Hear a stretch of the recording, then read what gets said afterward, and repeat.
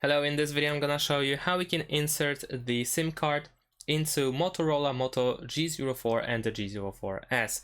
In order to do that, first we need to take out the SIM card slot, and we're gonna use a pin just for that. Most of the time this pin should be included with the packaging.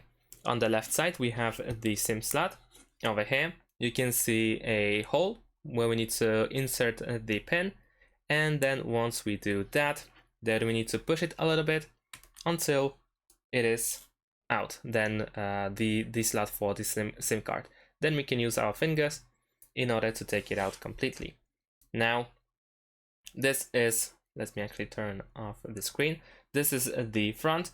You can notice that it has some writings on it, and then we need to use our SIM card and put it into the SIM card slot.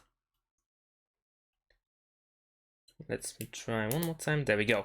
All right, once it is inside, we can put the slot back in on the left side, and there we go.